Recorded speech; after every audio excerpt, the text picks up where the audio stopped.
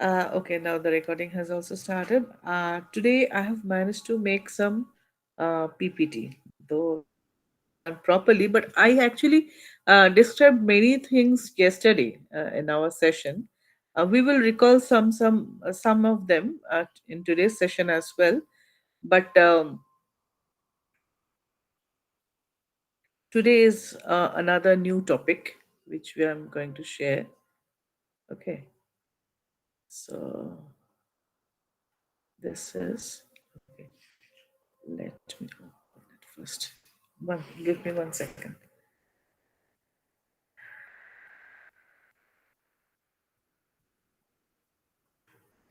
Have you gone through the text? Whatever we discussed yesterday? Has anybody gone through? Yes or no? I tried, but didn't finish everything. Okay.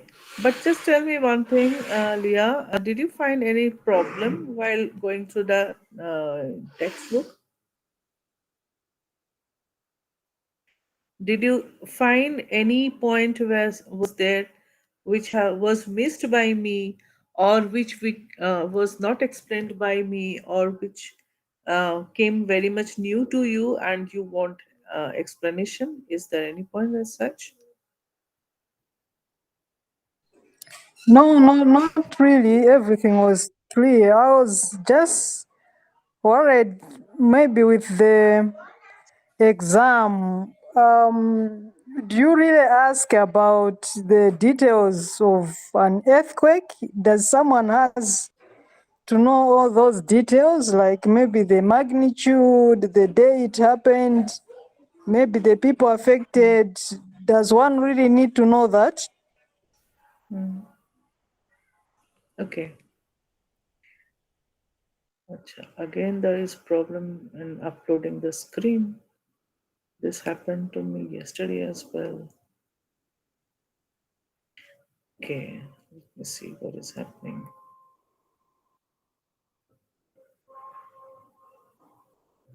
How do we upload it? And what about Bashir?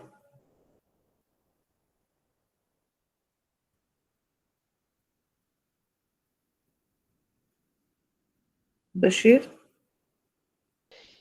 Yes, I was not unable to go through the text yesterday, but God's willing, today I will. Okay. But you have understood whatever you have, what was taught in the yesterday's session? You've understood? No, I don't.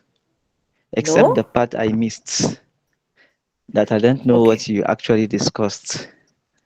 We discussed a lot many things. I'll try to sum up some into this Okay, session. Okay. Uh, thank you, man. you can't see my screen, no? Can you see my screen? No.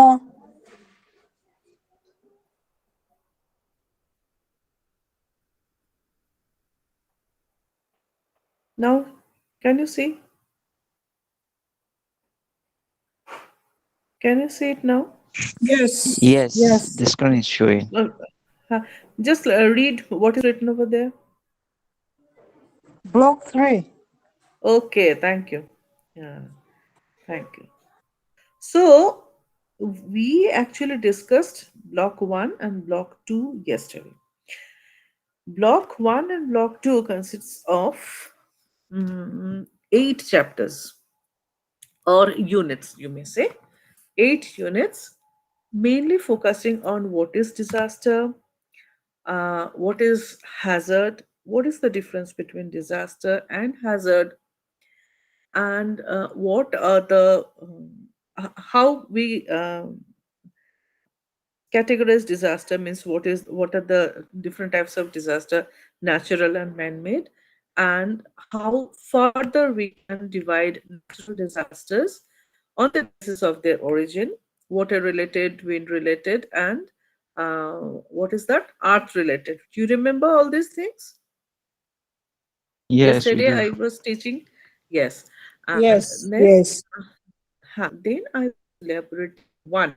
I elaborated earthquake to you all so that if you get a clear glimpse of any one natural calamity, then you can link others to, and you can write a note on whatever is asked to you, whether it is cyclone, whether it is flood, or anything similar. Now, some mitigation are different. Like in case of earthquake, what we will do, we will consider on engineered and non-engineered infrastructures. And in case of flood, what we will do, this point will not come. Retrification will come in flood, yes or no? Tell me. Retrification will come in flood? Yes. No. Basil missed this part. What is retrification? Whenever you construct a structure, a house or anything in an earthquake prone area, what we do, we has to abide by the building code norms, and it suggests that we have to construct an earthquake resistant structure in an earthquake prone area. Okay, now this is all about the newly construction, whatever you are going to start. And what you require, only what additional cost is incurred, only 10% of the total cost is required for bringing for constructing an earthquake resistant house. But you already have a house in an earthquake prone area. What will you do then? You have to retrofit, you have to renovate your house. And renovation in the earthquake zone area is typically known as retrofittation. You have to make it earthquake resistant. Okay, so this you don't have to make in flood prone areas.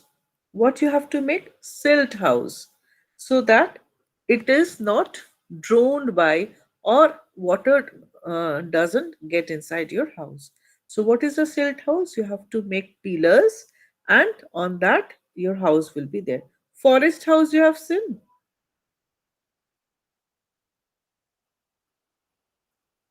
Huh? Have you ever seen forest house? House. No, I haven't. You have heard? You have heard or you have seen in, whether in your naked eyes or in YouTube or Google, just find slate houses. Okay, so what are this? These are houses, and in the ground floor there is no it is open. It is made on bamboo. The pillars are there, open pillars are there, and the house is on the top of that, so that uh, water logging during flood season will not hamper your house. It will not enter the house. So these we all learned yesterday. In the cyclonic area also, you have to go for this silt houses. Now, in this section, we will talk about forecasting, map, forecasting, and walling. Did you remember the map which I showed you yesterday? Did you remember The that? map? I showed you Yes. one seismic map yesterday. You remember? Yes, you do. Yes. So, what is a map? We will study map today. What is a map? A map is a representation of a portion of the Earth's surface in a two-dimensional depiction. Have you ever seen a map? African map or a map of your locality? Have you ever seen? Yes, we have. Yes, It yes. is a two-dimensional feature, right? It is a two-dimensional feature. And in this, what we do, let me put my camera off. Right?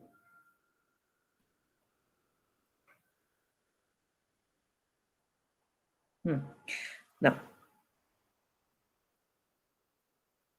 what is that? It is a two-dimensional feature, and we draw the map of of a particular area on paper to represent that area in a miniature scale. So now the terminology scale has come. What is a scale then? Means an area covers. Suppose we want to cover an area of 2 kilometers on the map. Can you draw 2 kilometers on a paper?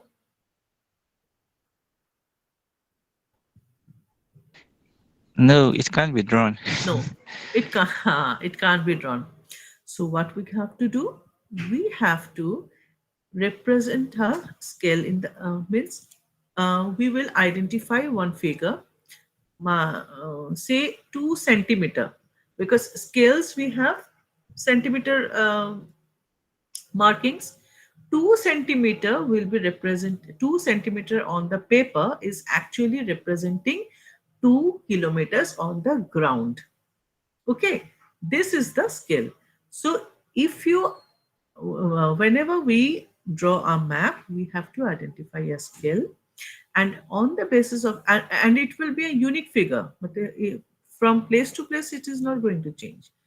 It will be a standard one, and once you define it, 2 centimeter or 20 centimeter, whatever, depending upon the size of your paper, you have to identify the scale, and each and every features of on the ground will be mapped, will be featured on that particular map on the basis of that scale. Okay, so if to example, you just answer me, any one of you, if I am if there is a hospital from your house which is 40 kilometers away from your house, so yeah, one side is a hospital in that towards the north, 40 kilometers away from your house, and a church is there which is 20 kilometers to the south of your house. How will you plot it on the map?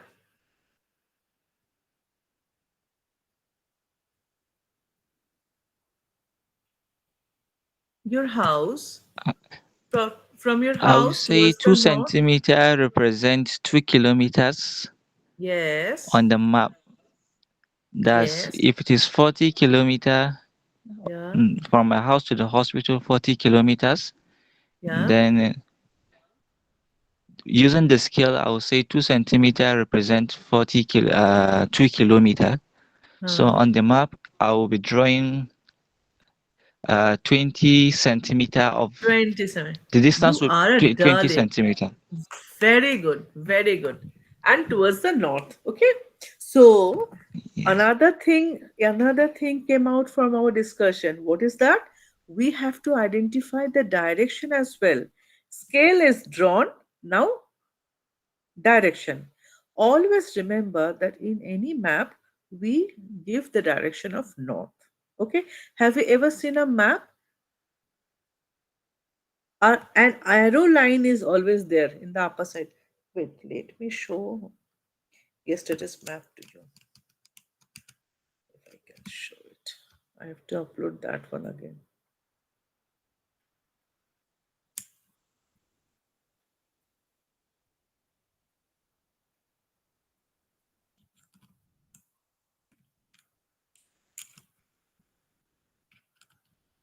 It's not working.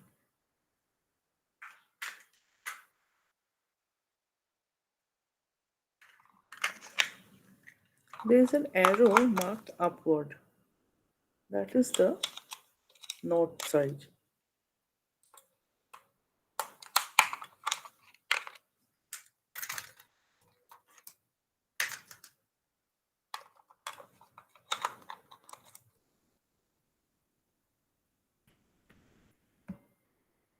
Wait.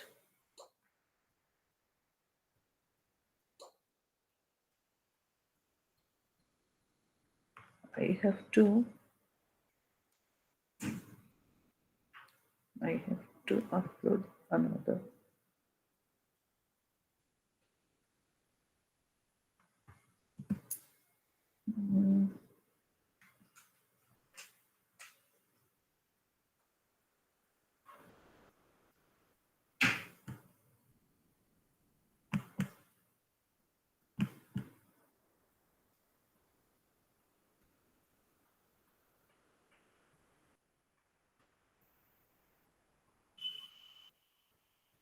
Now this you understand, then you won't face any problem.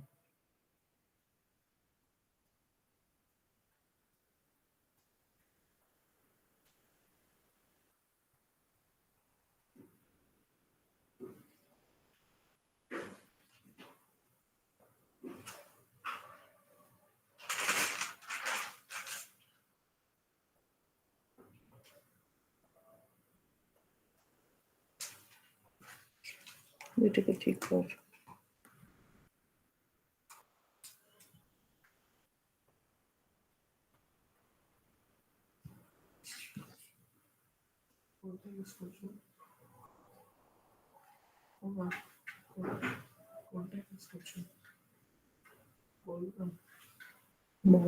Now, can you see the map?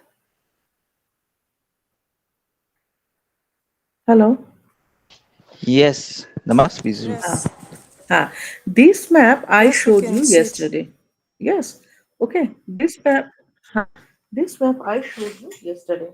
Now here you see, there is a wrong thing. I'm sorry. There is no.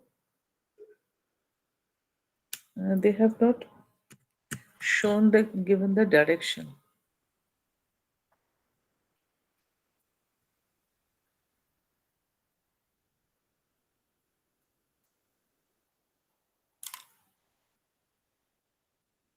but they have given the scale. But a map always have a direction. See, they have given a scale. Here it is written 0, then 750, then 1500. Seen? So a map has always a scale and a direction, but it is not written direction over here. It always directs north. This is the uniqueness. Always shows the north. Let me see if I can find the same in the next map.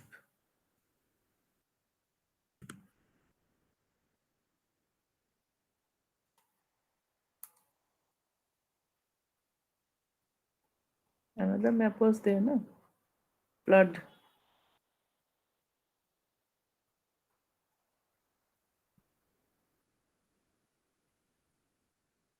Yes, see. See, this can you see this sign? This arrow? Can Yes, you we see can. this Yes. sign arrow? And what is written over here? N. N stands for north. Okay. So this is actually a perfect map. Always in a map, you will find this scale here 0, 1000, and 2000 kilometers. This is the scale, and this is the direction. It is always marked in the right hand corner top of your map, and this is the legend. What is a legend? There are four colors used: light, dark, and this type. So what they indicate is written in this legend. Now is it clear to all of you what is a map and how it is read and how it is depicted and how it is drawn? Is this clear?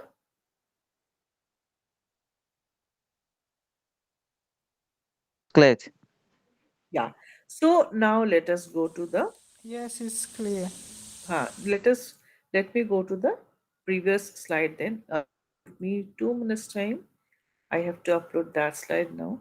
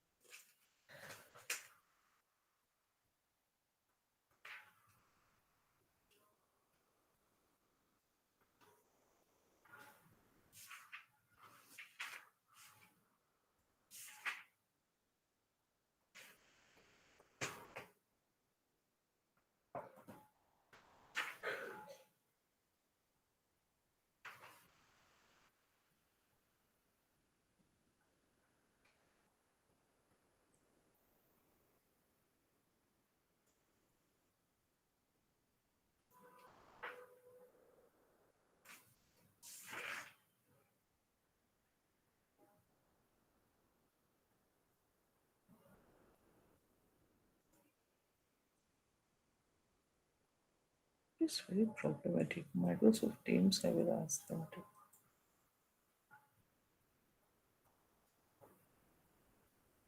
Now, can you see? Can you see it now? Can you see my screen? Not Not yet. yet. Hazard map. No. It is written hazard map. You can't see.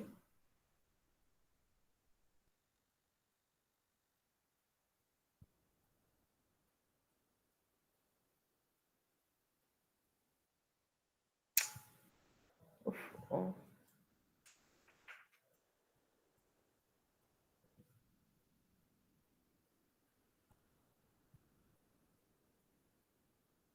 Can you see it now? No, the screen is not showing. Huh? Can you,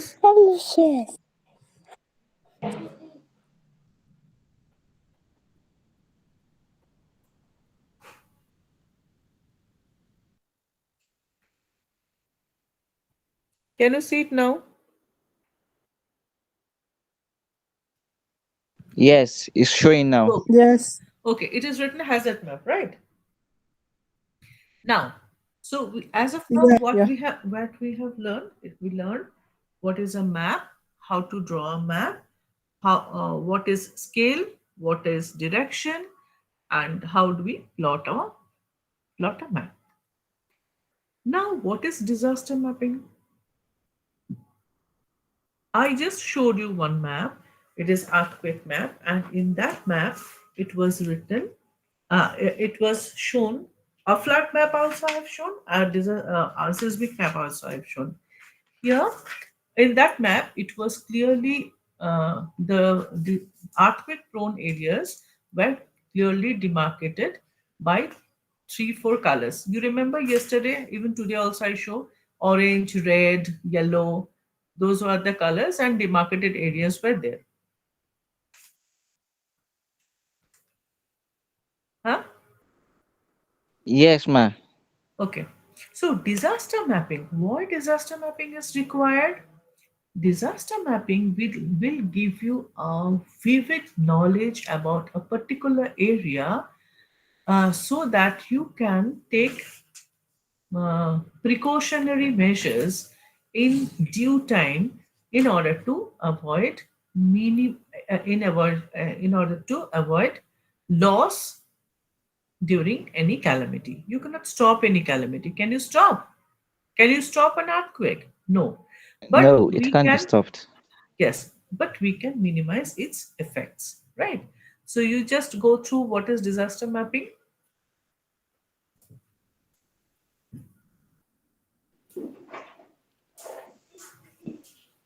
Disaster mapping is a tool for assessing, storing, conveying information on geographical location of a disaster occurrence and spread of the effects or probable effects of the disaster.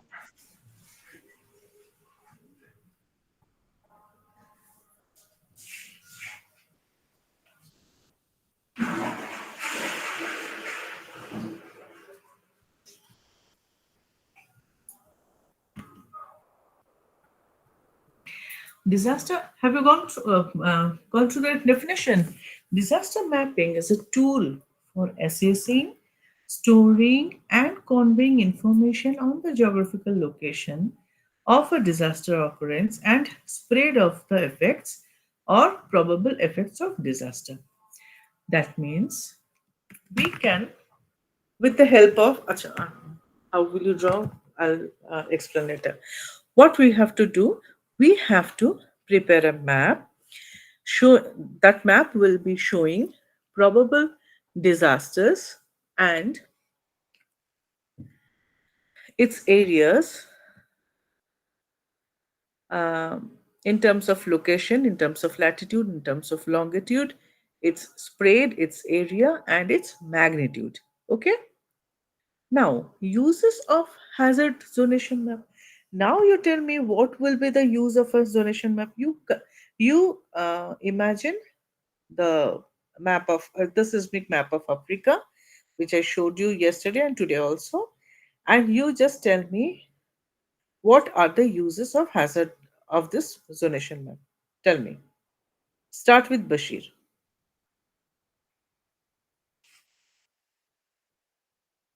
It can be used in decision making to prevent disasters, to prevent Great, the outcome of disasters. great. Leah?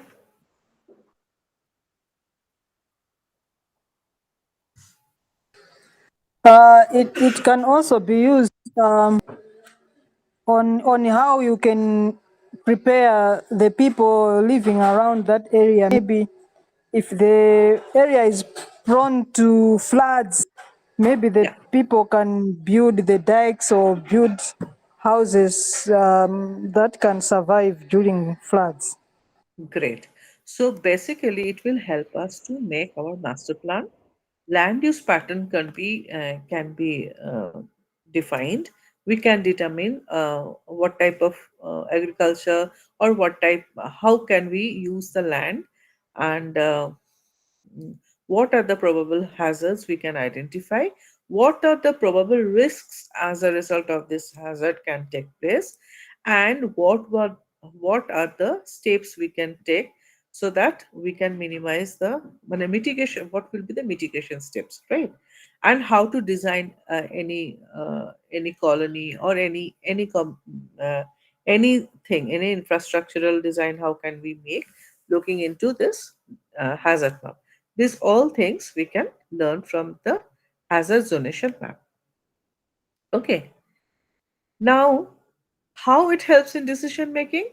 You just told me right this moment it helps in making master plans for town planning and all these things. Help construction. Help in construction if it is at prone area, then we have to go for earthquake resistant construction. Whatever construction you make, earthquake resistant it has to be. If it is flood prone area, then we have to go for embankments, dams, and all these things. Looking into this matter, that whenever flood happens, these structures are not hampered. Okay. And also we can map the rescue relief operations, the way through which rescue relief operations in the post disaster phase can be conducted. Okay. Now, predictability, forecasting, and warning. Before we go for this master plan, preparedness, mitigation, everything, what we have to do, we have to predict. Then, on the basis of the prediction, we can forecast, and after, on the basis of forecasting, we can we can provide early warning or warning to the victims, to the probable victims. So, what is predictability now? You tell me.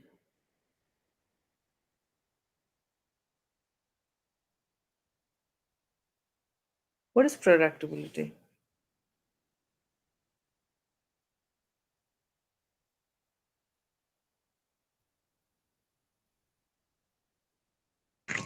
Predictability has to be with Yeah. ability to predict whether, Yes. based on the mapping areas Uh, prone to these disasters, you can predict the occurrence, or using yes. scientific instruments to Yeah. detect some of these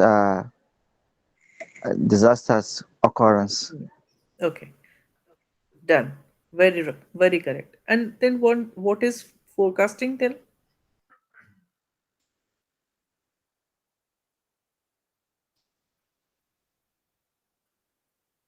What is I forecasting then? think forecasting, uh, I think it depends on the past trends or the historical trends. Then you focus for the future. Definitely, it not only depends on train. Train is a tool. It is one of the factors which influence forecasting. But what is basically forecasting? You are talking about the tool. Forecasting means you are narrating something. You are coming to some conclusion that If there is heavy rainfall, for example, rainfall has exceeded the average rainfall. Okay, now you are predicting that this may cause flood. This is your prediction. And forecasting is rainfall has if rainfall exceeds 4 mm above the say 4 mm above the average rainfall, then flood will happen. So there is a thread line difference between predictability and forecasting, though they are interrelated. Prediction is you are saying that flood may occur. Forecasting says flood can only occur if this rainfall exceeds up to 4 or more millimeter than the average rainfall. Then only flood will happen, else flood will not happen. This is called forecasting. And after that, what is this? Warning. Warning is that what is warning? You are looking into the graph, means meteorological department take care of all these things in case of flood and all this rainfall and all. They are seeing that 4 mm is near to achieve. Up to 3 mm has come. They will start giving warning. And the warning, if it is a early one, it is called early warning. Means it has already reached 3 mm. Forecasting is there that 4 mm and more will cause flood. Now the now rainfall has come to 3 mm above the average one. So it is better to take precautionary measures. You can start precautionary measures so that if when rainfall in a day or two exceeds the deadline, flood will occur and you will be saved. Am I clear? Very clear. Clear. So let us go to warning part. What is warning? Warning is the warning once forecast is available regarding an anticipated disaster, but you cannot say that disaster will happen. You can anticipate it. There is a chance of disaster. It has to be converted quickly into a specific area specific and time specific warning. So you entire Africa will be or entire uh, uh, area will be affected with flood or earthquake or cyclone. No, there are zones. You will be once- in when we are discussing about flood. Let us concentrate on flood only. When the map is drawn and meteorological department is looking into the rainfall of different areas of Africa, then they will find, say Nigeria is having 2 mm 2 mm rainfall above the average. Mozambique is having 3 mm. Okay, so these are the two areas, two different areas. To whom will they give early warning? Tell me.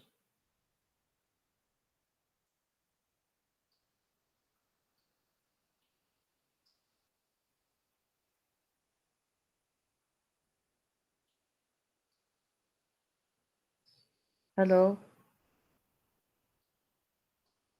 Hello, sorry, I missed that one. Huh? Also, you missed one that meteorological department is looking into the rainfall. They are studying the rainfall. Okay.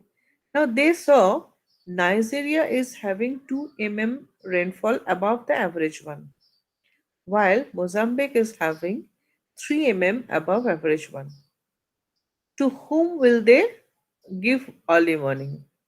Which area? Mozambique. Mozambique. because it is on the verge of anticipated disaster. A disaster may occur. So they will give early warning to that particular area. Okay. Likewise, priority is set.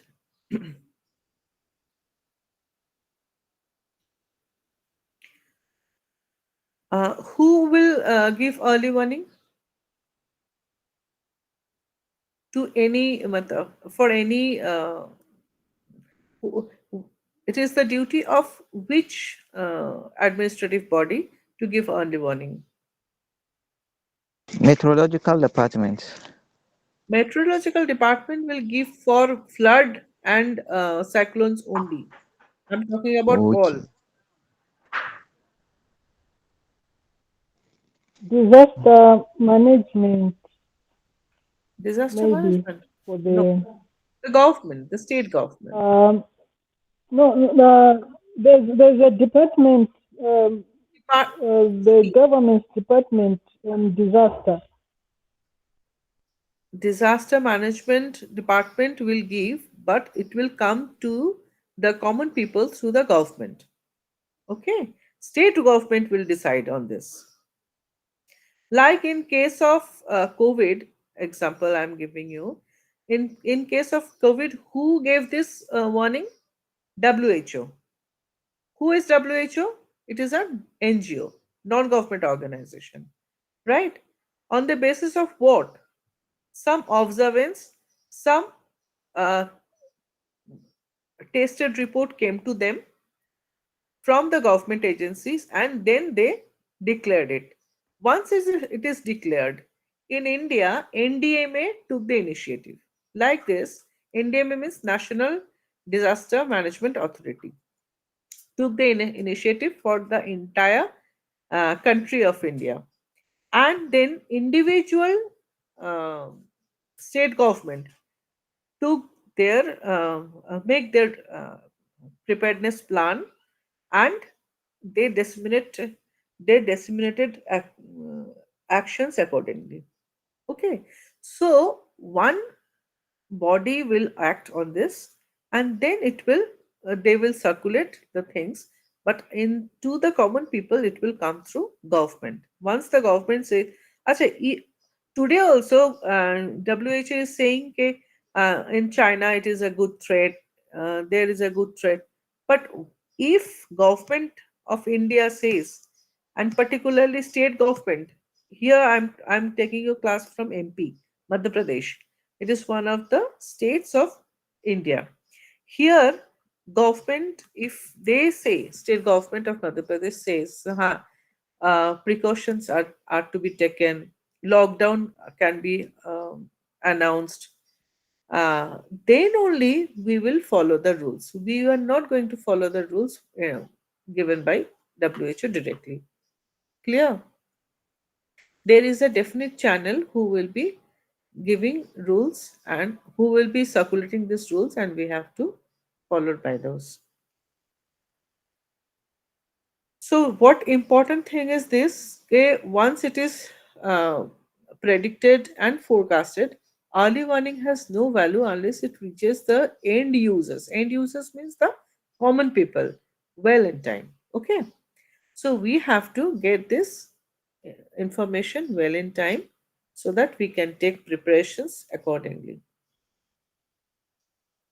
Now comes interrelationship. What is the interrelationship between forecasting, then your predictability, forecasting, and early warning? Tell me. We have already discussed. Tell me. Narrate it.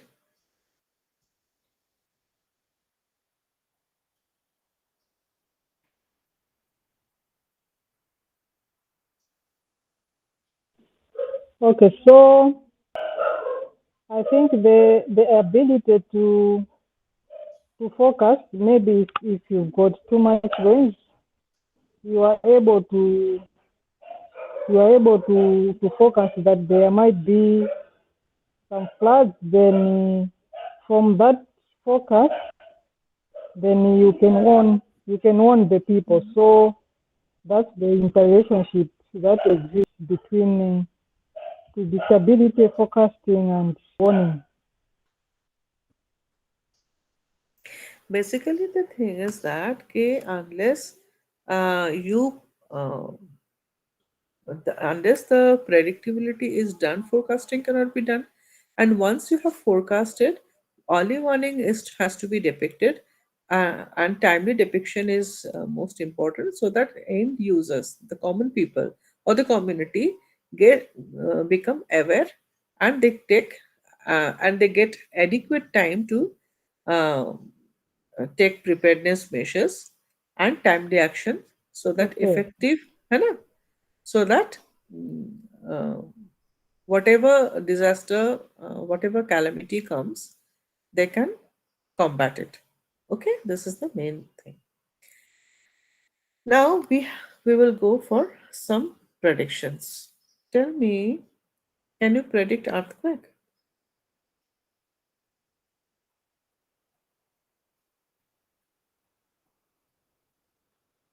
Tell me,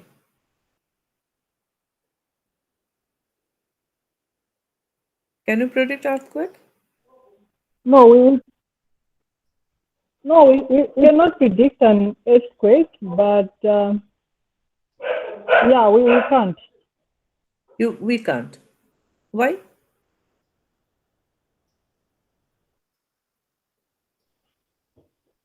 Uh, because an earthquake, maybe because of the nature of the earthquake, it's not possible to predict it because you can't really see it. But anyway, maybe from the past trends, you can suspect it happening, Yes, but because it's not we really yesterday, as good.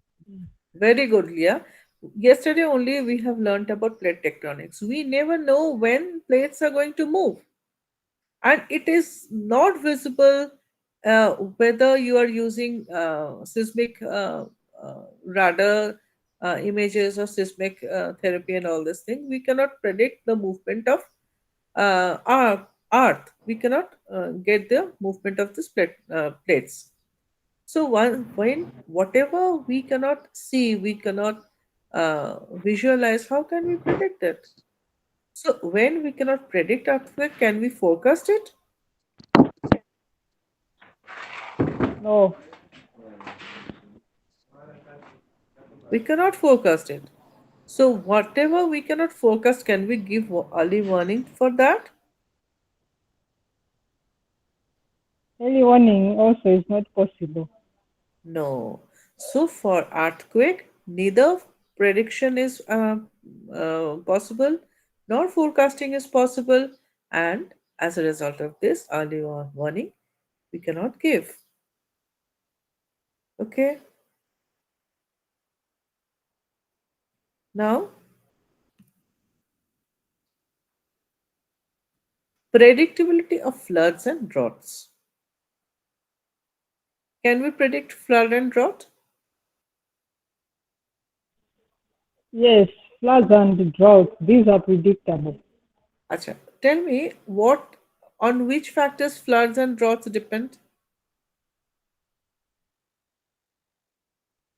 They depend on the weather, so the meteorological department are able to foresee what kind of weather we may have like in the future. So it's possible to predict on the floods and droughts because of the pattern of the rains that we may expect to have.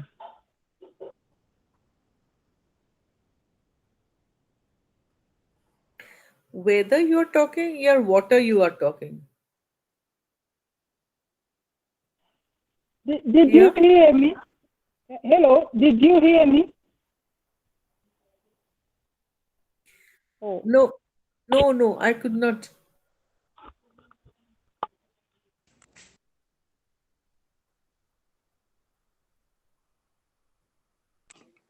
okay.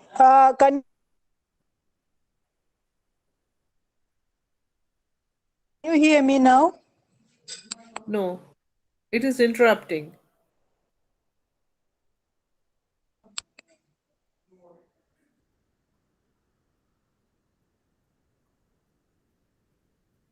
Hello? Now, yes, yes, yes, Leah.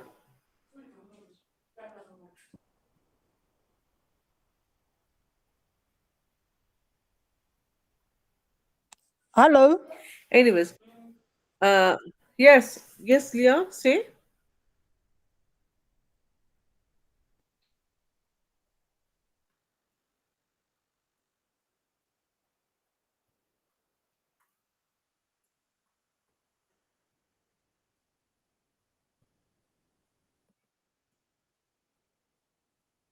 Leah. Even Bashir, you can also say, no? Okay, flood and drought can be predicted based on the Yes, availability of on, water or lack of water. yes, yes, great. So if runoff or accumulation of water is more, there is chance of flood, and if it is less, then or rainfall is less, then we can predict drought. Done. Now prediction is done. What about early warning? Sorry, forecasting. First, we have to go for forecasting. Forecasting of flood. Forecasting too is possible since there is prediction, so warning too can be given based on the prediction and the forecasting. Okay. Now it depends upon the hydrological data, whatever we get, and hydrometeorological data as well, right? The level of water in the river basin and floodplains, and hydrometeorological data means rainfall in the catchment area, weather forecast, current levels of water, and flow along the river. Okay, so these two data, hydrological data and hydrometeorological data, will help you forecast flood. Now, once you have forecasted flood, what will you give now? Warning for You give floods? warning. Early warning? Yes. Early What warning. type of, yes, what type of early warning will you give? Tell me. And how will you give?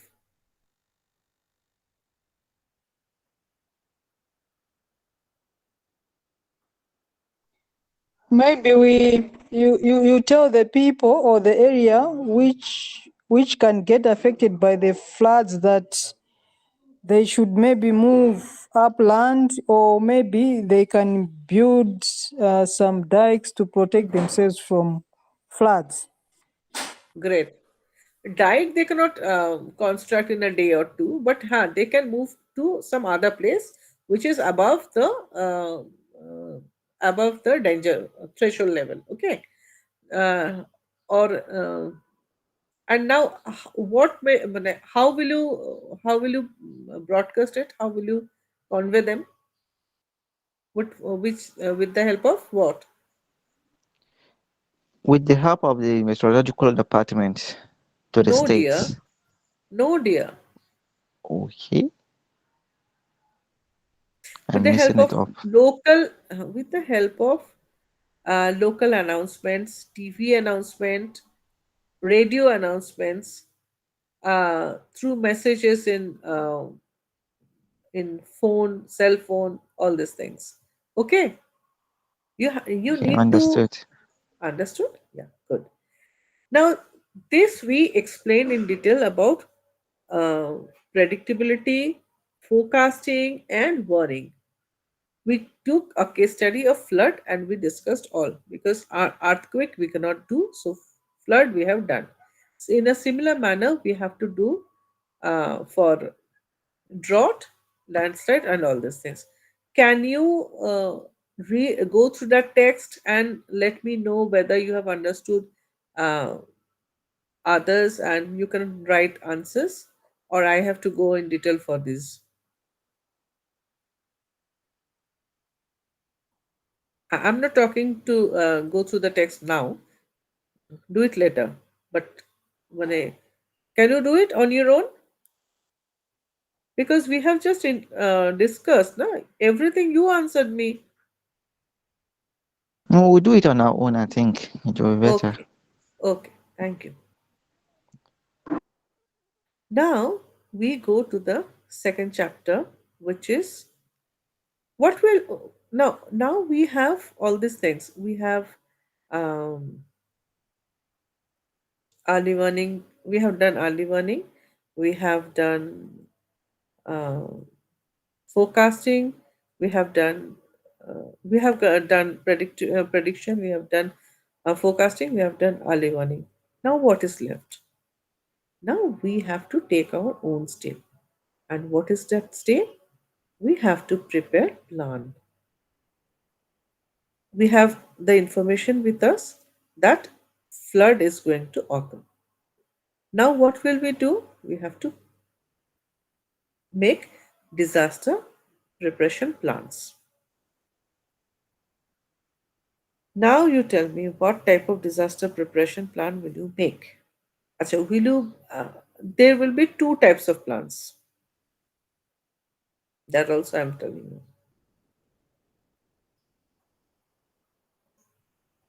Reactivity of cyclone, these all we have done.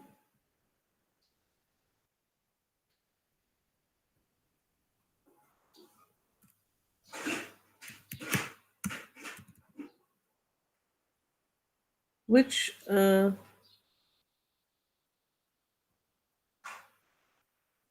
which slide you are seeing now?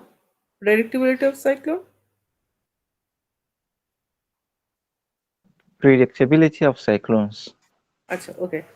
So now race slides are Predictability, o- predictability of okay. cyclones. Okay, done. Now I'm no more slides I could make, but we will discuss on plain forum, right? Now you tell me disaster management plan, preparedness plan. Sorry. Now early warning has been given. Now what will you do? You have to plan now. Your area is going to be flooded in some moment. What type of plan will be disseminated and who will prepare the plan at the initial stage? Tell me. These are all common senses. And you are very highly knowledgeable, very good students. I must appreciate. Tell me. Once early warning is given to you, Leah, you came to know from television that flood is going to affect your area. What will you do as an individual? Tell me. Okay, so it depends on what kind of individual I am at that particular time. If I am a government official, then Mm, I would ensure that the information is dispersed to the district or the area yes, where we are expecting floods, so that yes. maybe the district official in that particular area, I think Mm, he has ways of communicating to the people who are close to that flood zone area to prepare them either to move upland or maybe whatever plan they can make. So that's how I can do it. great. So this is what you just jot down the points. Huh? I'm telling you. This is called communication and coordination. Okay. Whatever Leah said is the communication and coordination she will do. She will ensure whether the information she got is correct to the best of her knowledge, to the best of the knowledge of the government. And then, once it is correct, once she finds it correct, she will disseminate this. She will convey this information to the district and to the local people, to the community. Am I right, Leah? You said this now. Yes, very right. Yes, very. Thank you so much. So this is coordination and communication. Now, this is very important step and the first step. First, so So disaster preparedness plans. First point is coordination and communication. Second, Vashir, Vashir, tell me the second step. Sensitization and awareness of the impact Sensitization of flood. awareness. Great, Yes.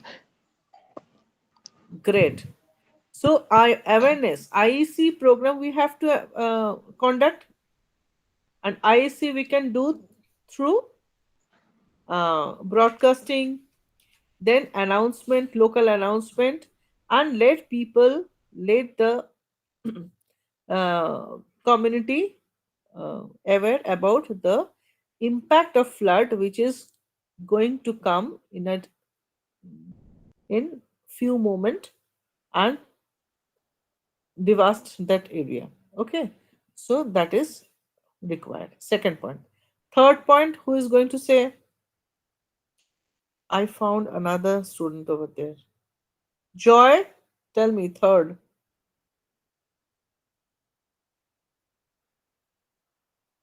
Third point, Joy, tell me. Joy, are you there?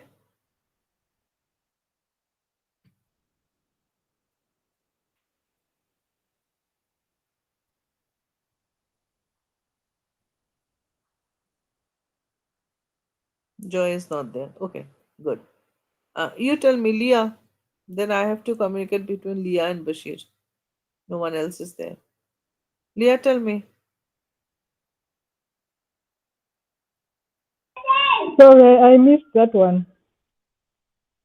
Hmm? Coordination, communication is done, awareness is done. Then, Oh, then coordination is done, sensitization is done. I think preparations, hmm. it What type of depends preparations will on do? what plan. Yes, Hey, preparations plan. depends on what plan will be there. Mm. That I'm asking you. What is the preparation? What preparation you have already started? Preparation stage includes coordination, communication, then IEC. These 2 points are done. Now what? Now maybe budgeting for whatever thing will be done afterwards. Now Budgeting you have whether we may need. see. You have to prepare one uh, in the district level, community level, and in the state level. You have to disseminate this thing that flood is going to happen. So accordingly, community will take their separate preparations, district will take separate preparation, and the state as a whole will take separate preparations. Am I clear to both of you? Yes, yeah. Yeah, good. Now, what community? Imagine a community. The area where Bashir lives, where Leah lives, you consider that community. What will you do? One leader has to be sorted out. Okay, yeah, 4 5 leaders are to be sorted out. What they will do? One will arrange for the food stock, because once a calamity is happened, once calamity takes place, food scarcity threat is the first threat. So food, so that there is no uh, shortage of food, one will look into that. Another will look into shelters. If the entire area is devastated, is swept away by flood water, where the people will go, where the livestock will go. So one will look into the shelter for the human, one will look into the shelters for livestock. Right? For human shelters, again, we know we learnt yesterday two types of human shelters have to be identified, one for the common people, another for the vulnerable groups.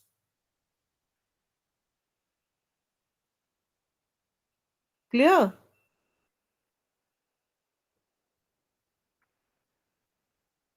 Hello. Yes, it's clear, ma. Yeah. So three jobs, you have given responsibilities to some people. You have identified five people. You just imagine you have identified five peoples in your community wherever you stay, and you have given responsibility to one person, that he will look into the shelter, look into shelters for the common people. Another person you have given responsibility that he will look into the shelters for the vulnerable group. Another person you have given the Hello. responsibility that, yes, yeah, anything. For the past 30 seconds, you were not Another audible. person you have given responsibility.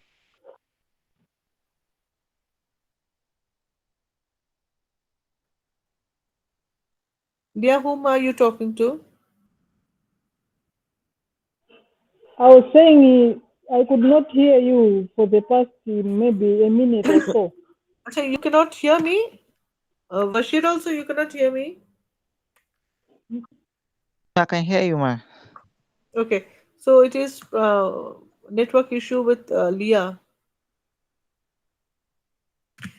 Now I'm repeating. You have identified five people in your community, and to each of them you are giving responsibilities. Okay, one will be looking into the shelter for common people. One will be looking into the shelter for vulnerable groups. One will be looking into the availability of food. One will be ensuring availability of food. So he will concentrate on storage, maximum storage, so that at one point they can supply food. Another will look into the controlling part, means preparation of temporary hospital and treatment part, so that if any injury case or death case comes, sorry, injury case and a serious epidemics, whatever uh, yeah, applies, then treatment part will be uh, mostly demanded. So one will be looking after this, after establishment of a temporary hospital, um, and availability of doctor, nurse, so that treatment can go on. Another will uh, another will control the entire thing. Controlling authority is also there, because who, and the controlling power will be given to an elderly person in a particular community, so that everybody listens to him or her. So there will be a control room. All these are temporary things. Control room. Another person will be looking into the shelters uh, and food of livestock. So these are the small work we need in our day-to-day life, and in case of calamity, we have to continue our normal lifestyle in through these uh, amenities. Okay, and what actually goes when ultimately flood or earthquake, whatever it struck? What happened?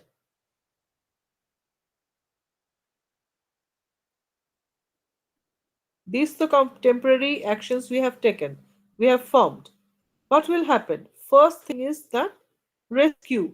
We will take people from their home to the uh, to to the temporary shelter we have formed for them. So rescue team will be there, evacuation and rescue team will be there. See, everything is interlinked.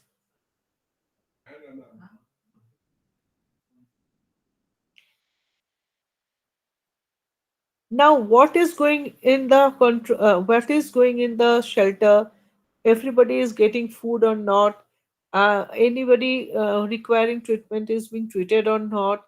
All these informations will come to the controlling room, and controlling room, if they require further assistance from the district or from the administration, local administration, or from state, or from center, they will uh, in the communicate to the hierarchy in the upper side. Tell me if any confusion is there.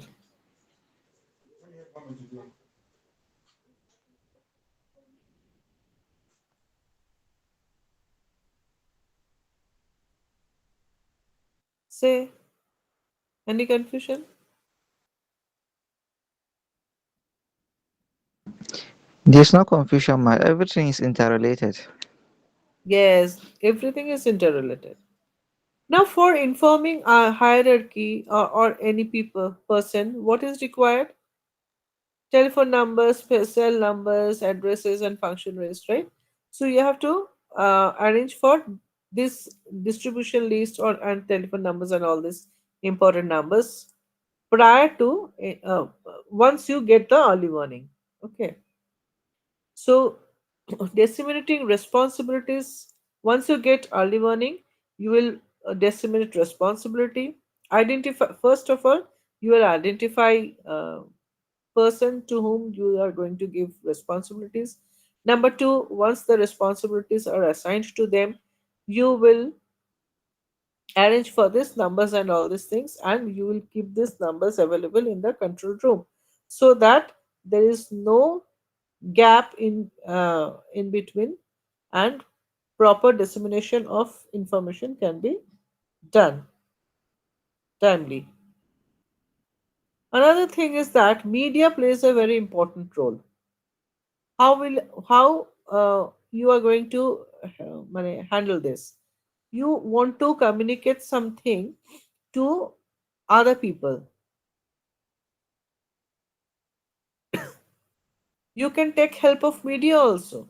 When media will come, through media you can disseminate the information. Now, this plan which Basir made, example, uh, in the community level, is this a short term plan or a long term plan?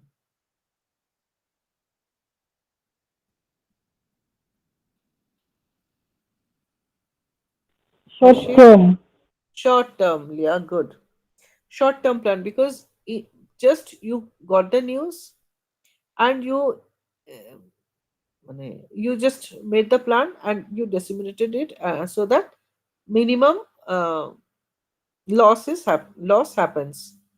But once you have faced this, so so that next time onwards you don't face any further problems, what will you do? Next year onwards you don't want to face this type of problems. What you want to do, what you have to do?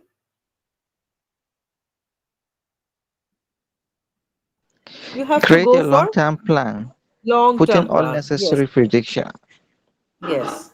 So for the long term plan, what is required at the most? What here for long term plan, early warning is required or what is required?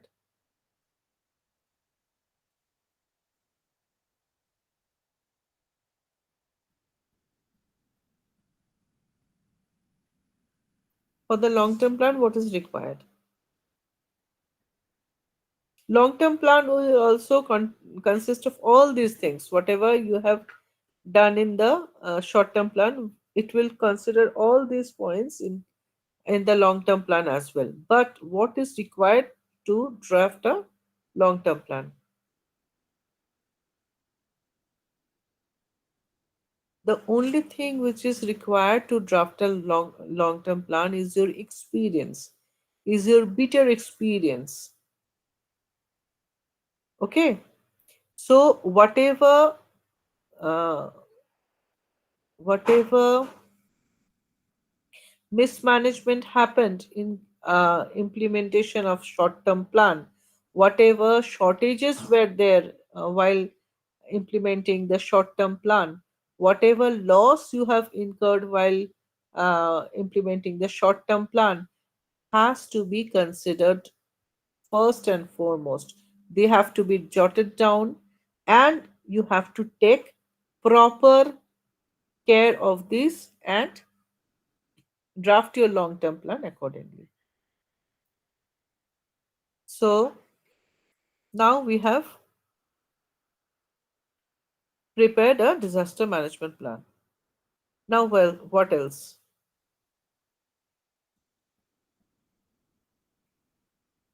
What will we do now?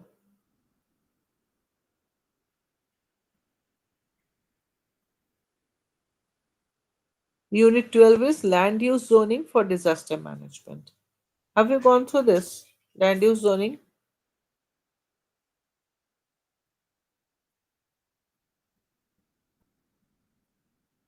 Why it is helpful?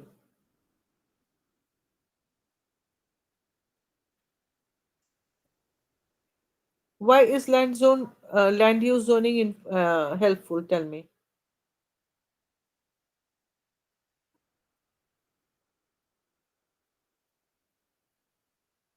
I'm having a bit network glitch here. I didn't get you right. Okay, tell me, why is land use zoning important?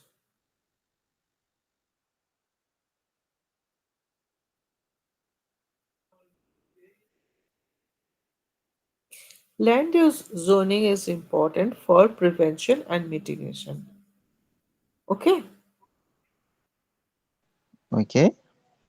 because if do we encourage deforestation or we encourage afforestation? Tell me.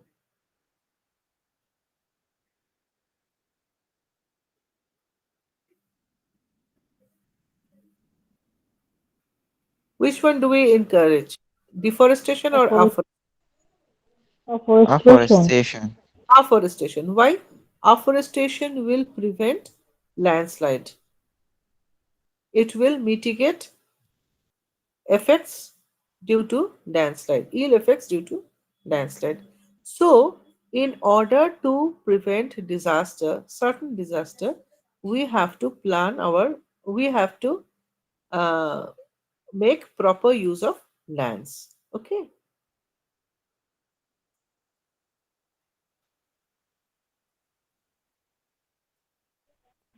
So I've got a question. When you say land use zoning, Hmm.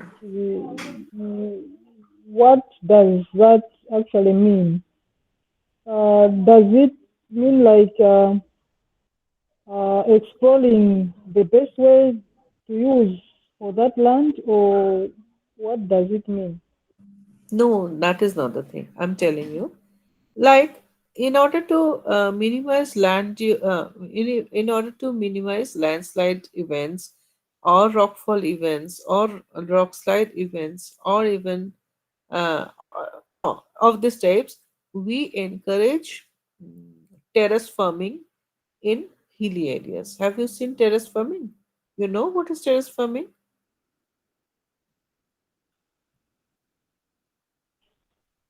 Yeah, I think you make terraces so that the water can be stopped.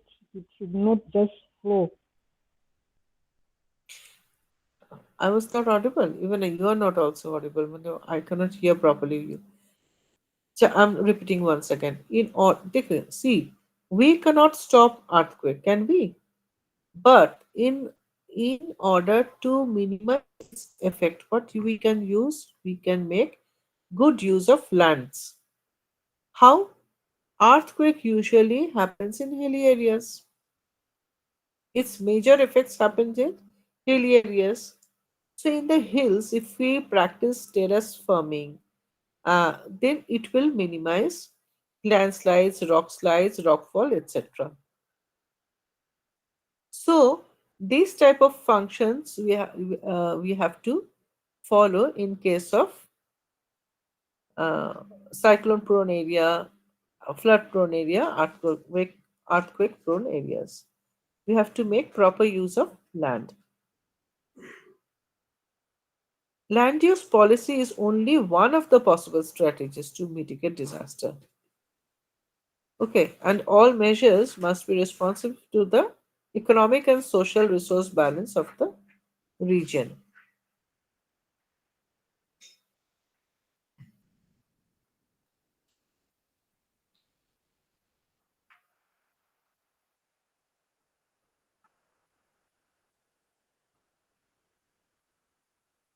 Regional policies may also include objectives such as balance between various areas in the region by directing economic development to backward areas or the encouragement of urban development to allow. Achha, more and more urban development. Do you encourage more and more urban development, building a multi-store, uh, constructing multi-storied building, and all these things? Do you all encourage, especially in see constructing a multi-story building up to 14 story, 20 story in earthquake prone area? Do you encourage this? No. No, ma. No. No, because this is surely going to collapse in case of any tremor. Likewise, uh, in flooding in river banks, deforestation. Will you encourage this? Because we know No, that ma. trees anchor soil. Huh? We know all this. So Yes. we will plant more and more plants along the river banks so that during any flood, loose soil does not come to the river and flood. It creates flood. So these are the small things. It is not a very big matter, but means big matter means a big chapter. But we have to make use of the land not in a traditional way, but according to the disaster in the particular area. We have to think of the modern use of our land, existing land, and uprooting, relocating, inhibiting development of high intensive, uh, extensive buildings. We have to look into this matter. Okay, now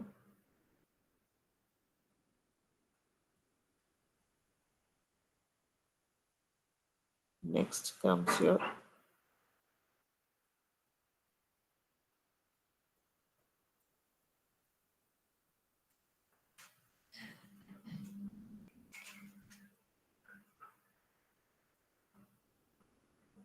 preparing through community through IAC. Bashir told me about awareness. Remember Bashir?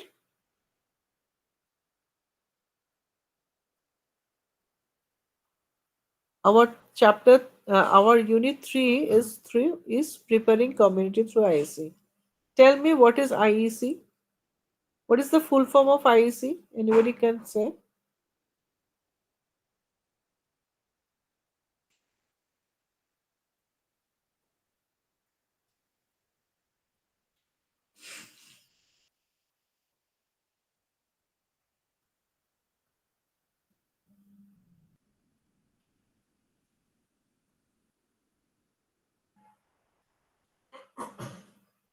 Joy, you tell me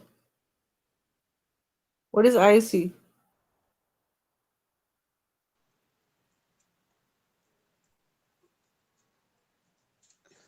Hello, ma. I can't hear you properly. My network is breaking here. Okay, I'm repeating. What is Hello, ma. IEC? Hello, hello, I hello, hello. Can you hear me? Hello, did you hello. say ICT or IEC?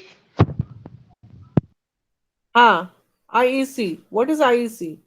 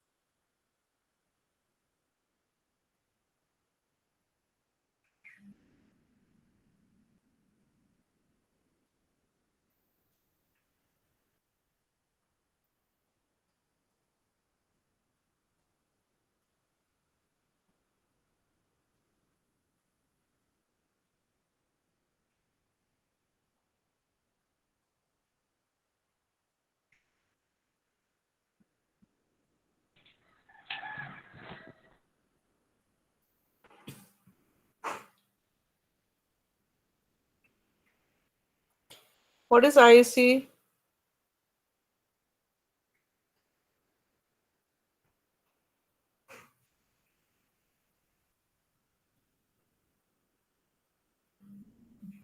It is information, education, and communication. Basir, are you there? Yes, I'm here, You ma. told me, na? Then why didn't you say? You only told me, na, awareness has to be created. This was the second step of disaster management plan. You told me, na? Then Yes, ma, I did. how you are going? Yes. Then how you are going to uh, make people aware? What is the process? What is the technical terminology for this? It is IEC. I for information, E for Okay, education, and C for communication. Okay. okay. Now, Through public IEC lectures. through public lectures during disaster, Yes. you just imagine, uh, uh, you just got the early warning of flood in your community. Okay. Okay. Now you have to uh, prepare a disaster management plan. For this, what will you do? You will accumulate five people. I told you now. We just discussed all. We have to accumulate five people. You have to, through them, you have to aware the entire community where you stay, which is going to be affected for the sudden flood. So, what will you do? You will make local announcement. You cannot make IEC lectures at that moment. You have to make local announcements through mic. Miking is required. You can send messages to each and every person residing in your community. You can uh, create a temporary stage and announce from there that flood is coming, and uh, be cautious and take steps accordingly. What is this called? This is awareness. You are spreading awareness among people about the flood, about the upcoming flood, and they can take uh, their belongings and go to some area which is beyond this threshold. Okay, so this is IEC, awareing people.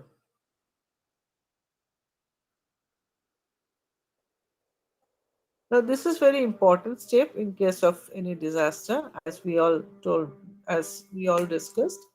The light of strengthening the local preparedness of the community should always be the primary objective. So we have to aware these people. And there is another term, participatory rapid appraisal. What is that?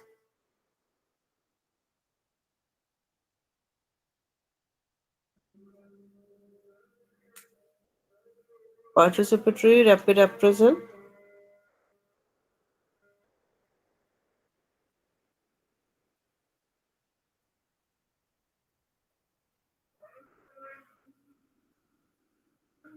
Okay, leave. We will come next. You will only answer me now. So I see how. What are the five stages for IC? What? But what means how? What you are going to announce? You are going to announce that flood. Flood is what? What is coming? Flood is coming. When it is coming? In in an hour. Flood is coming. Where it is coming? It is coming in our locality. How it is going to affect us? It might enter our house. How much extent? It may come up to your shoulder length. The flood water may rise up to your shoulder length. So these are the five questions which are faced and which you have to answer in during your ISC program. So what are the questions? What? Tell along with me. What? Bashir, Leah, Andy, Abdul Karim. What are the five questions asked in IC? What, when, Where, how, and how much? Okay, repeat. what, when, how much, mm, yeah, Where? What is coming? Flood is coming. When it is coming in an hour. Where it is coming in our community. How it is coming? Uh, the rainfall has gone this much of rise. So it is coming. How much is it Yes, going ma'am. to affect us? It may enter our house up to the shoulder length of up to a length of shoulder height. Okay. So on the basis of this, Yes, ma'am. you can move all your belongings, all your properties, all your and together yourself to a level so that flood water does not affect you Yeah, and yes, property ma'am. damage We can be get it, ma'am. minimized. You got it? Good. So this is very minimum thing. Education, what education you will give? Information is this much. This is information. Now, education from through this information is awakening of people. People got aware. Communication is through messaging, through miking, through whispering means man to man passing messages. You can communicate about the thing.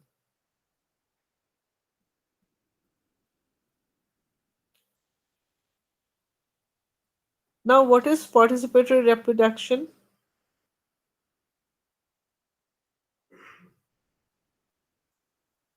Tell me.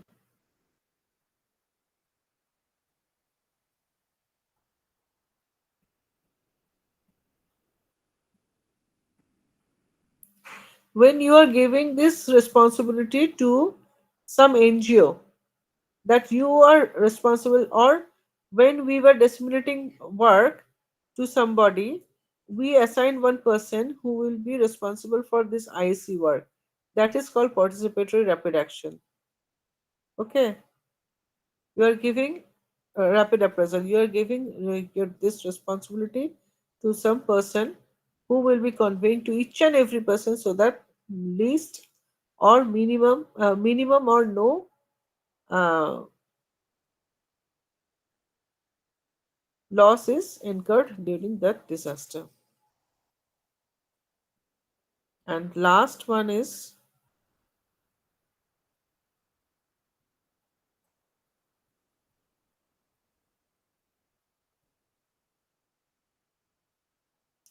disaster mitigation. What is disaster mitigation? Actually, we learned in detail all these things yesterday only, na? So these are very easy to you now. Tell me what is disaster mitigation? What is mitigation?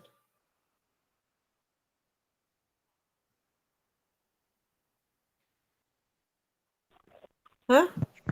um, Mitigation has to do with the mit- process by which uh, individuals can use to prevent disaster within their communities. No, dear. How can you prevent disaster? Can you stop flooding? No, prevent the effects of disaster, sorry. Ha! You can reduce its impact, right? So disaster mitigation is mostly required once you have got the prediction. You have will be taking some mitigation measures so that in the coming year, uh, if even flood or earthquake or any other similar natural calamities happens, you can minimize its impact and save the society. So disaster mitigation is actually based on risk assessment, realistic assessment of social, economic, legal, and technical processes. What is risk assessment? What is risk assessment? Risk assessment has to do with assessing the risks associated with disaster.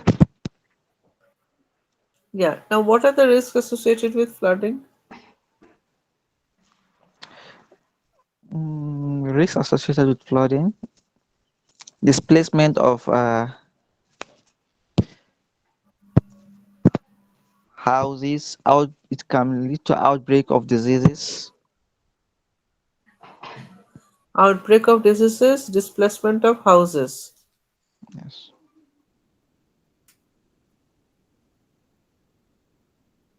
I'm showing you one feature. Acha. Let us.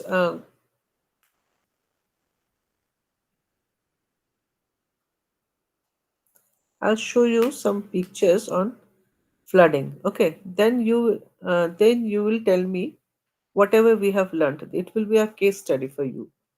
Tell me in this class only. So displacement of houses, then uh, spread of diseases, and then what?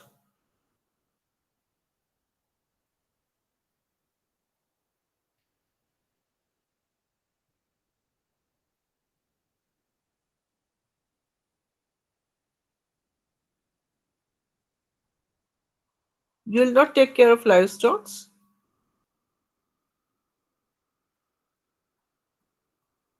Nothing. No steps for the livestock. Livestock management.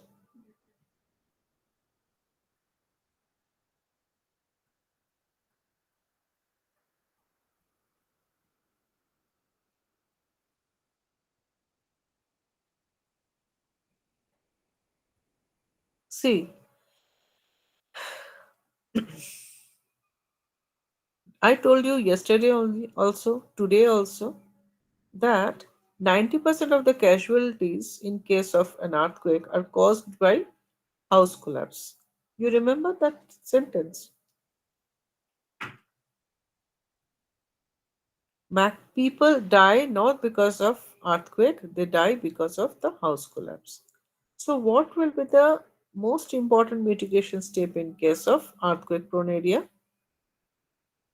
We have to construct our houses as earthquake resistant houses, or any infrastructure as earthquake resistant. Okay, so hence saving the lives in earthquake means focusing on prevention of building collapse. So what mitigation step we have to take in earthquake prone areas? We have to focus on prevention of building collapse. Similarly, in case of flood prone areas, what we have to do? Most of the death are because of drowning in fast flowing or turbulent waters. You know what is drowning?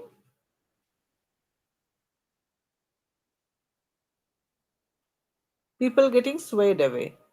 Okay, people or livestock getting swaying away. So reducing loss of life by floods is possible by preventing or minimizing the extent of water flow or keeping people out of the track of potential water flow. So how can we stop? Leah told me we have to make embankments or dikes. So this will come under your long term plan. Can you make a dike in a day or in some hour? No. So depending upon the type of mm, calamity, natural calamity that particular area can face in coming years, we have to decide upon the mitigation steps and we have to take the mitigations in that way. So, what are the aims of disaster mitigation? Is that creating awareness of risk at community level. Why I'm talking about community repeatedly? Why I'm talking about community repeatedly? because they are the ones who are affected. No, dear. Community is the smallest unit of any of our society.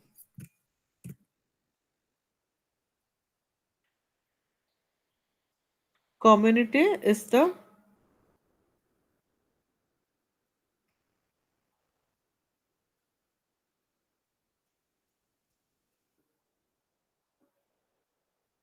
community is the smallest unit of our society. So we always talk about community. To promote local actions through community participation to reduce such risks, so we have to take care of each and every uh, people, their participation in order to save their community, our community. Induction of mitigation measures in the national and regional development plans.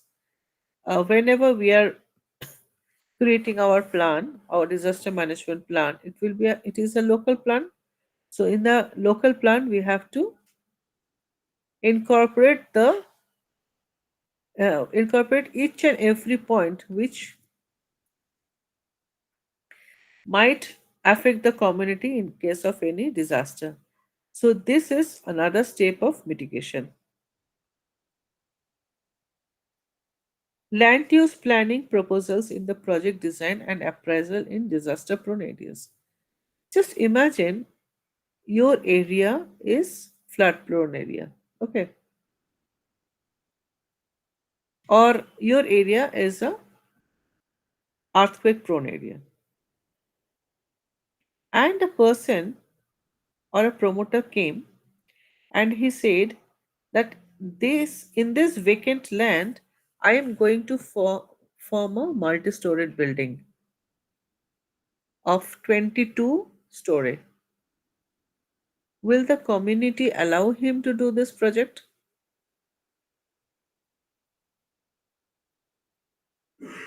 Say, and he No. say, No, they should not allow him. why? Yes. Why?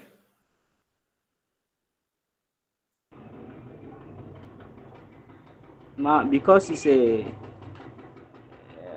earthquake it's a earthquake prone area, so Yeah.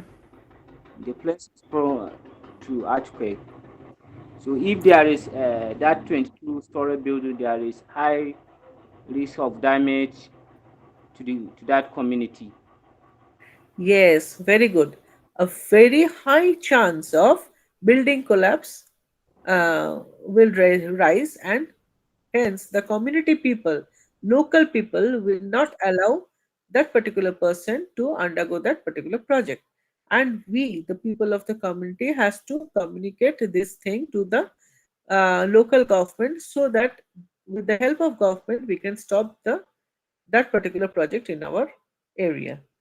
Okay. So each and everything starts with the community and ends with the community only. Next thing is to assist decision makers. Who are the decision makers? The politicians and the administrators. If a politician say, "I will make a, I will make a how multi-story building over here," the administrator will say him, "No, you cannot make it, sir, because this area is prone to earthquake and it may damage the area." And the politician will, for the sake of the people, for the sake of the common man, he will step back and will deny with the project. And even he will also not allow any further businessmen to go for this type of projects. So, to assess decision makers, maybe politicians or administrators, to understand the nature, the extent of various risks faced by the communities in that area of responsibility, and to assess the economic effects of natural disasters on agriculture, commerce, and industry. Okay, economic effects. How economy is going to affect? In this particular case, you tell me. a high-rise building in an earthquake-prone area, how economy is going to affect?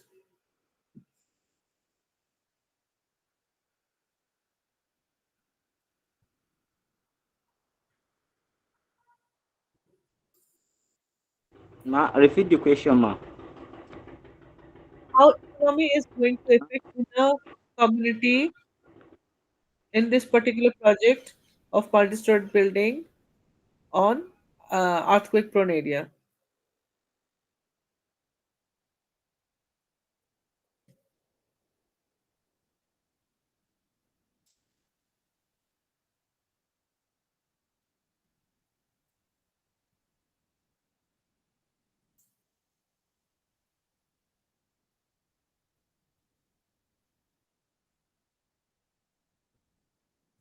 Anybody?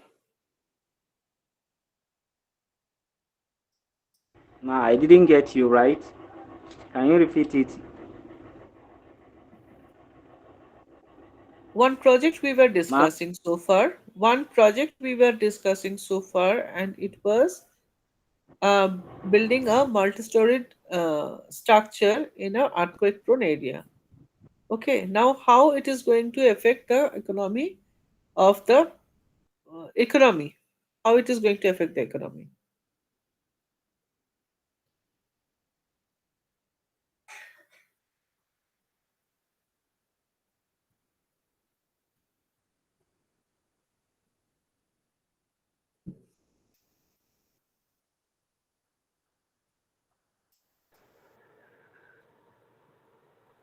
Hello?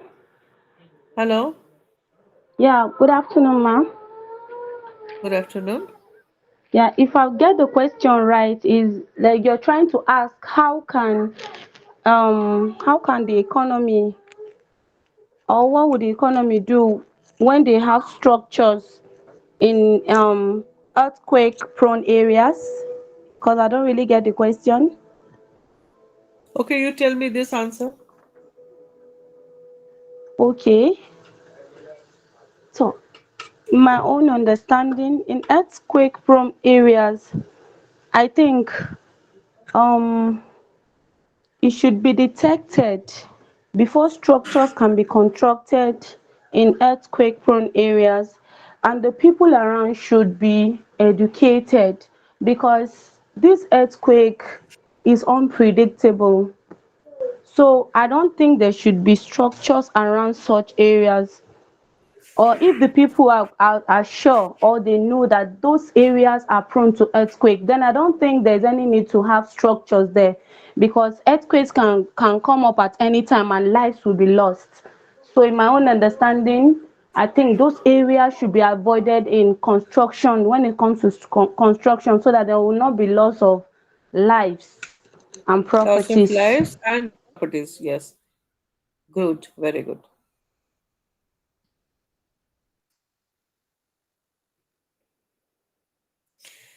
Now, there are two types of mitigation. One is structural approach, one is non-structural approach. Okay.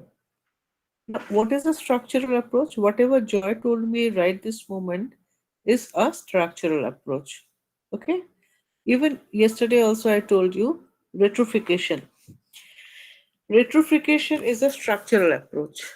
And what is a non-structural approach? For mitigation, retrofittation is a structural approach. And what is a non-structural approach?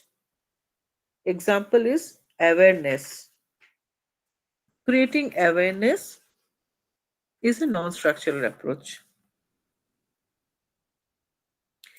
Likewise, engineered structures, non-engineered structures, which we discussed yesterday, are structural approaches, and non-structural approaches is legal framework, means policy, incentive, exemptions, insurance, public awareness, forecasting and warning.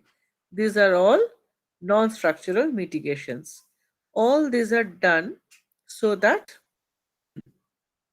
minimum loss can be incurred in case of any calamity. Now, in case of flood, causes we have already gone through, right? Why floods are caused. heavy rainfall, or uh, melting of ice, or deforestation in catchment areas, sedimentation in the riverbeds, soil erosion, all these things we have gone through. Now, flood severity is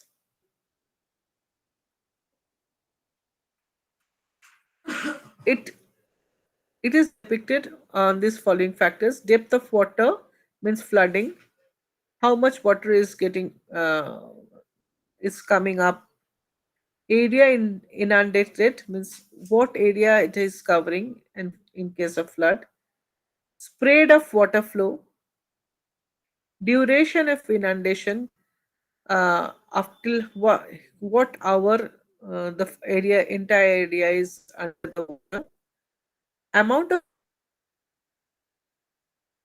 field, because water is going to hamper the agricultural field, it will be swayed away, agricultural fields, properties, everything will be swayed away, and mud deposition, sedimentation deposition will occur. So what sedimentation has taken place, and then hazard assessment and mapping. These are the flood severity. We are just taking a case study. Why I am taking this? Because I will show you one picture, and then you have to say all this. Now, element of risks. What are the elements of risks? If we make kacha makan, makan means non-engineered structures, and flood happens, what will happen then?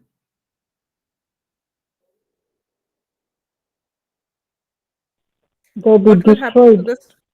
They will be destroyed easily. They will be swayed away easily. Okay, good. Building with weak and shallow foundations, basement or underground buildings will be under the water. Underground electrical and telephone lines will be under the water. Water supply will be disrupted. Sewerage will be hampered. Crops, fisheries, and hatcheries will be affected. Food stock and other essential supplies will be stopped.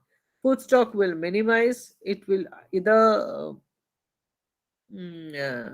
be destroyed, or be, or will minimize unless we get more supplies. People and livestock will be hampered until they are shifted, until evacuation in proper time timely evacuation takes place for for human and livestock. They will also be surveyed away, and fishermen's boats and nets, because everything is water related, so they will also be hampered. Now, what are the mitigations? Land use planning and control to avoid floodplains or residential or commercial purposes. Will you encourage uh, constructions of building on the riverbank?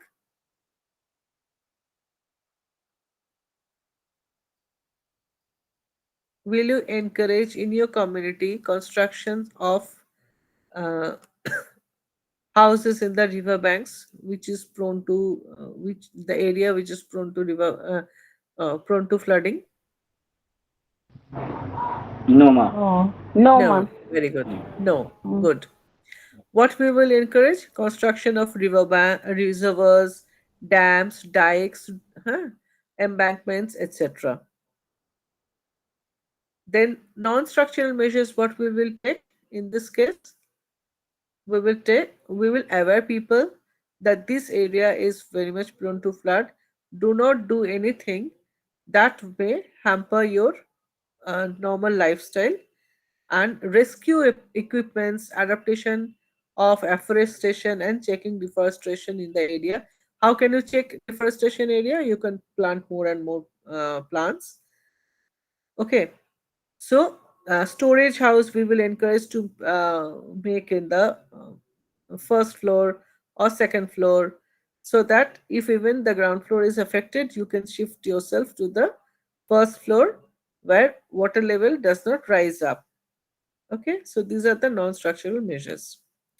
Now, one case study we have learned. This is for flood. Okay, Now I'm going to upload one more slide. These are all for uh, earthquake causes severity mitigation and all these things. Lot this you can learn from your textbook. Now I'm going to show you one picture and you have to answer. Wait.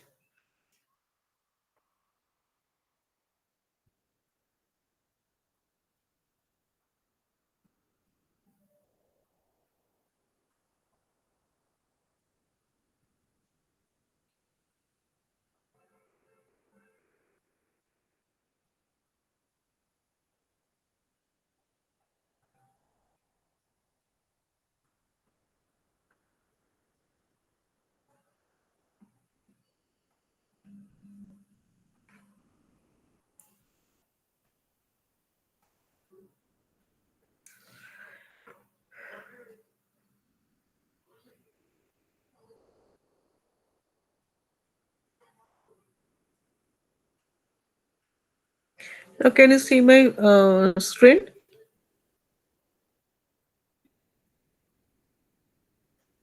Can you see my screen? Hello?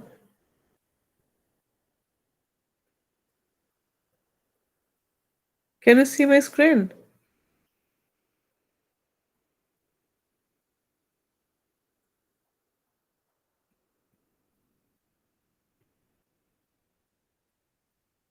Bashir? Joy? Can you see my screen? Yes, ma, but yes, but it's What is not written? clear, ma. It's not clear. It's not clear. It's okay. Maybe you take it up. Is Nee, what can you see? What is seen in the screen?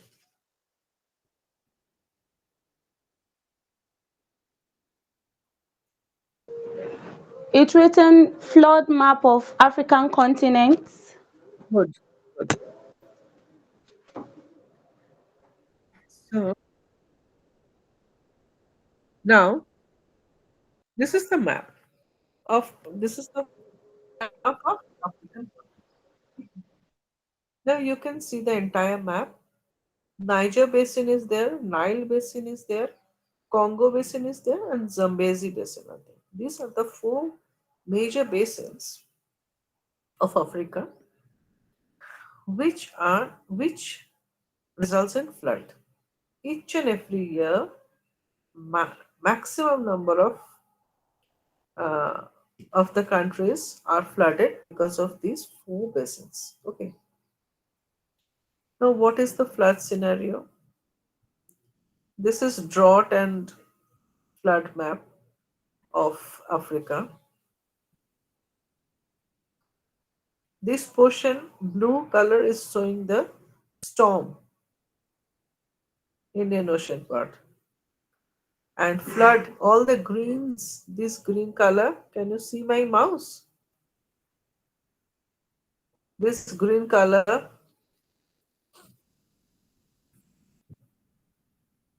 Zambua, this all comes under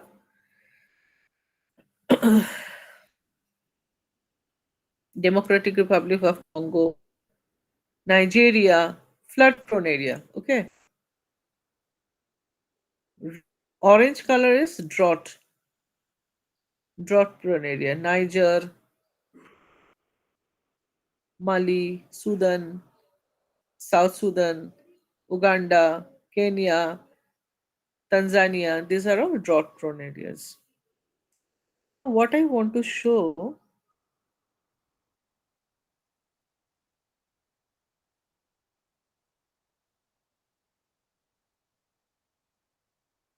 is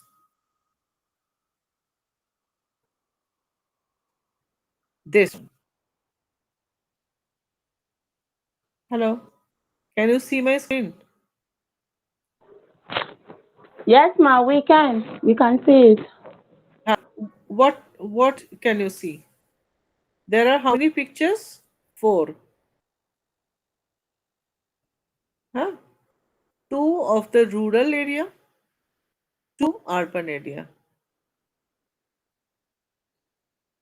Now, this is the flood area. This happened as a result of flood. Now, Yes. you think, any one of you think that you stay here in this hut or in this building. You stay and you got the news. You got the early warning. What will you do? How will you predict? How will you plan? How will you help people to move? How will you help? How will you create temporary The question. shelters? Where will you create temporary shelters? How will you evacuate that particular area before flood actually happens? And how you are going to evacuate area after the occurrence of flood? And Sorry, ma'am. I didn't get the question. I didn't hear you. okay, I'm repeating it. This is flood, in Africa. Okay, the upper two pictures are showing flood in rural area, and the pictures in the lower part is showing flood in urban area. You see, devastating flood, it has spread the entire area. These are the buildings, okay, and people, they're half drawn. See, from the means area and hip portion is down the water of the adult people I'm talking about. Children are drawn, will be drawn. Now, what will be the after you get you imagine that you stay in this area, in this area, in a urban area.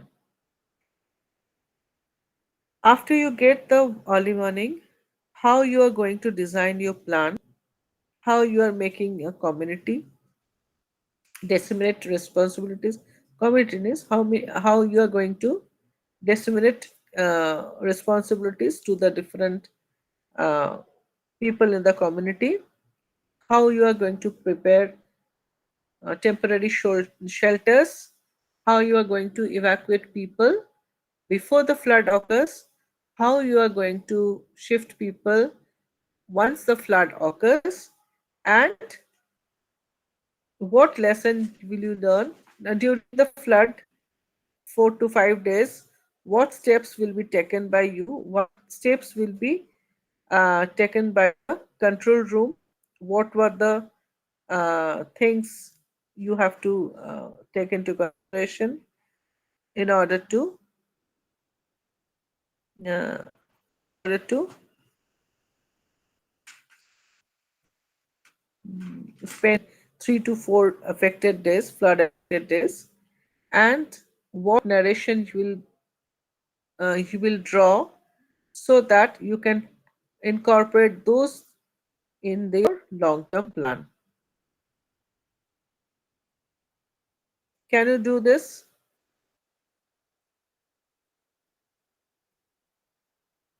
Can all of you do this homework for me?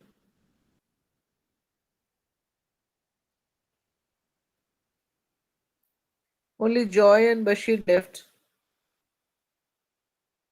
Now Bashir also left.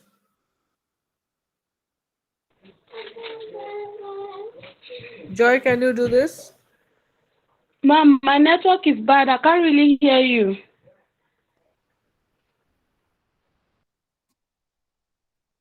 You cannot hear me. Can you see the picture? You tell me that. Can you see the picture? I can't hear you, ma'am. My network is bad. Okay. Can you see the picture? Tell me.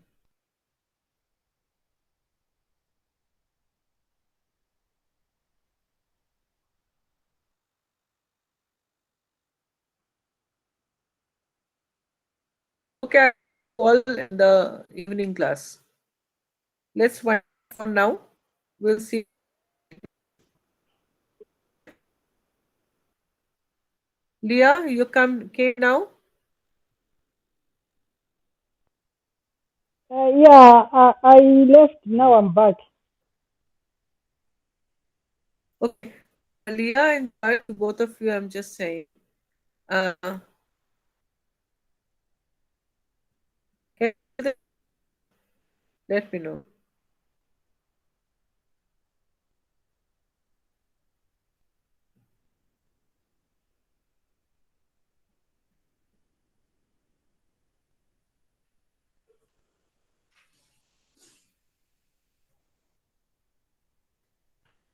You can see this picture. Can you see the picture? My screen? What can you see? Yes, we can see the picture. Okay. Now, my question is, can you draw a temporary, a short-term plan on the basis of this thing? Imagine it is your house. You stay here. Imagine you stay here.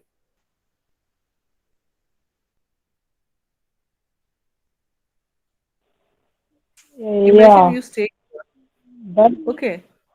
Now, in an urban, or you stay here in an urban area.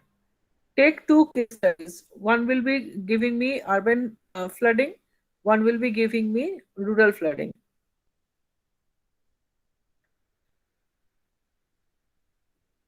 Okay. Now, imagine you stay in this area. Until you get the early warning, you have to design a short-term plan. So, can you draw a short-term plan for me? It will include what are the. Hello, ma'am. Can you hear me now? Yes, I can hear Hello, you. ma'am. Hello, Joy. Can you Okay. hear me? I say from the view I see from the picture. Yes, ma'am. I can hear you now. Okay. Okay. Now see the picture. There are two pictures. One is urban flooding, another one is rural flooding. Clear? Now, what I want from you I is that you have to make a short-term plan, mitigation plan, disaster preparedness plan. You have to set for the urban area, for the and corporate. Once you get the warning, you have to once you get the early warning, you have to see the what type of responsibilities you are going giving to the community, who will be taking what responsibility, how you are making shelters, temporary shelters, where you are making temporary shelters, and what type of how many shelters, what type of shelters you are making, uh, who is going to control the entire matter through the control room, what important things are required in the control room, and how you are going to manage the entire scenario. Lastly, after 3 4 days, how you are going to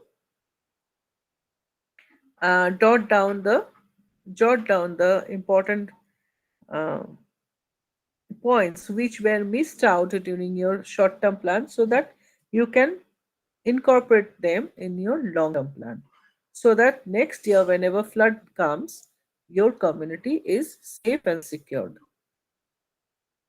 So can you do this, all of you?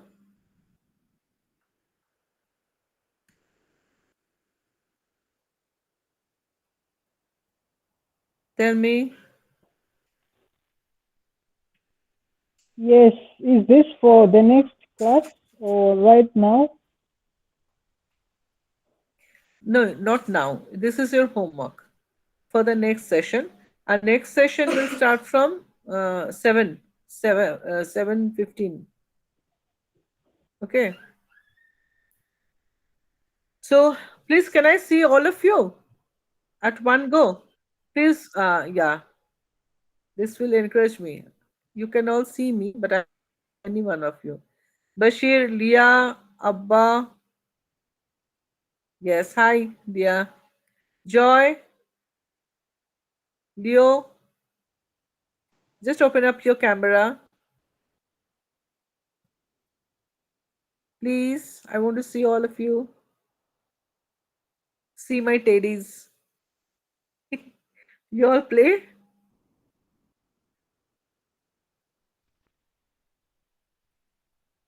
Bashir, I cannot see you.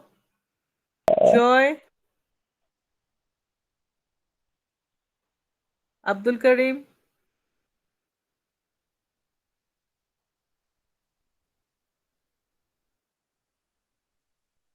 There's some network issue, I believe.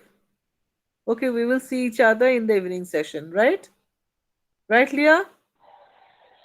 Hi, Bashir. Okay, evening session.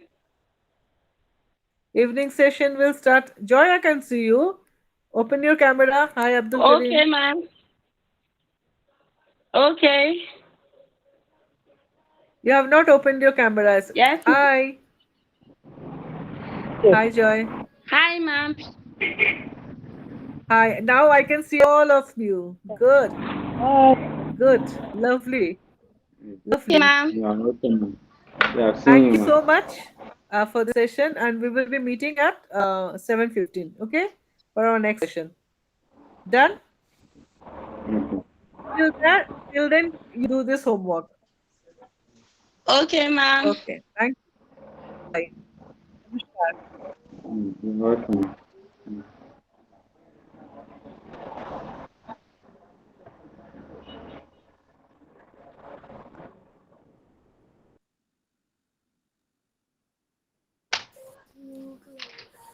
Shabar.